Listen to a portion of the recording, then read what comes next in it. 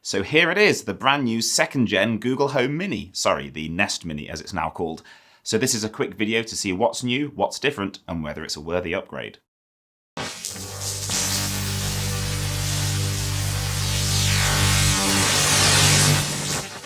Hi, welcome back to another Switched On Network video. I'm Paul FP, and this channel covers technology, gadgets, and the internet, so if you're new around here, please think about subscribing.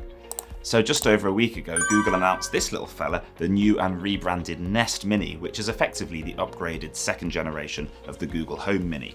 So what's new? You'll notice that looks-wise they're almost identical, although it's now also available in this new sky colour.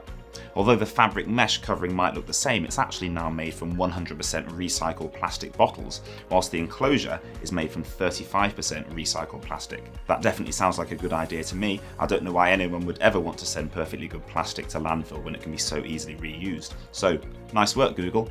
Let's see everything made from 100% recycled materials sometime soon, yeah? The other visual difference is here on the back, where they've added a wall mount. This was a glaring omission from the original design, if you ask me, but I guess to be fair to Google, it was at the time a very new type of device, so it's only with the benefit of hindsight that we can now see how much sense it makes to be able to wall mount them. I even made a video on this channel earlier this year showing how to wall mount a Google Home Mini with a cheap 3D printed wall bracket, so it's good to see that they're responding to customer behaviour and desires.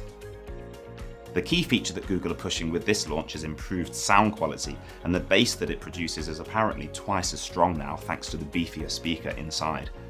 I was always pleasantly surprised at how good the audio quality was from the original Mini, good I mean for such a small speaker, and depending on where it's mounted in the surrounding environment. But listening to music in the kitchen whilst preparing food and washing up has been a big part of using the Home Mini for us, so I'm really looking forward to seeing how the new Nest Mini compares.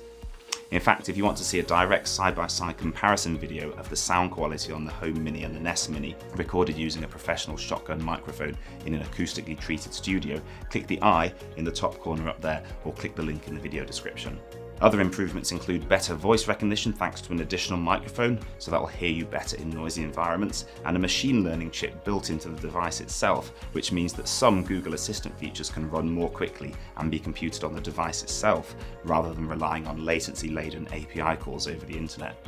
They've also added in these subtle lights which light up when your hands get close, so you know where to tap the device to turn the volume up and down, although to be honest I never had a problem remembering on the first one. You can now also tap the top to pause and restart music just like you can on the full-size Google Home, so that's useful if you're walking past the device on your way out of a room and just want to tap to stop rather than having to speak. On a slightly negative note, for some reason known only to Google, they've done away with the micro USB power connector and instead put this proprietary one on instead. The U in USB obviously stands for universal, and the big advantage of that is that if you lose or break the power cord, you've probably got several gathering dust in a drawer, so it's no big deal.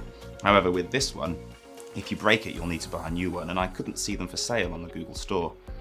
Comparing the two power adapters, the Google Home Mini is rated at 5 volts and 1.8 amps, so 9 watts, and the new Nest Mini is rated at 14 volts, 1.1 amps, giving 15.4 watts. So the new Mini draws much less current but at a higher voltage, resulting in higher power, presumably for that onboard machine learning chip, and maybe even for the significantly bigger driver in the speaker. However, USB-C can support 5 volts at 3 amps, so 15 watts, with only 2 extra resistors, or if you support USB power delivery, can go to 20 volts at 5 amps, so 100 watts for things like monitors. So it is a curious decision by Google not to power this thing with a USB-C connector. It may be down to cost and licensing reasons. The big disappointment for me though is that they've missed the opportunity to add a headphone jack or audio output in this Mini. That's especially disappointing as the Echo Dot here from Amazon has this, and with Google having discontinued the Chromecast audio, I was hoping, and if I'm honest, expecting, that the new Mini would have a headphone jack to take the place of the excellent Chromecast audio. Maybe they're thinking that the sound is better so you'll not need a plug-in speaker? I had been planning a video showing how to mod a Mini to add a headphone jack in, but was ready to abandon that video idea when they announced that a new Mini was in the pipeline, but it looks like that video is back on track, so subscribe to the channel and it'll be with you soon. So the Google Home / Nest ecosystem seems to be getting better with age and maturing like a good wine, although the naming system has become a little bit of a confusing mess.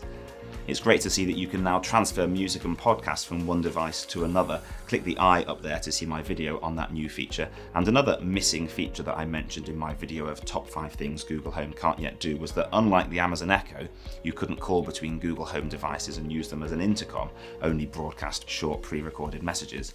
Well, via integration with Google Duo, that feature is now available, although I'm not quite sure if it's working properly because every time I try it, it ends up calling my mobile rather than the device it says it's going to call. I'll make a video about it once the early bird quirks are ironed out. So, over to you. What do you think of the new Nest Mini? Are you disappointed by the lack of headphone jack or excited by the better sound? Let me know in the comments below, and if you've enjoyed this video, please give it a thumbs up, subscribe to the channel, and take a look at some of the other videos that are on screen now. If you enjoy the videos on this channel and you'd like to help support me so I can continue making more videos like this one, there's also a link on screen now to Patreon, so please do take a look. That's all for now, thanks for watching, and I'll see you in the next one.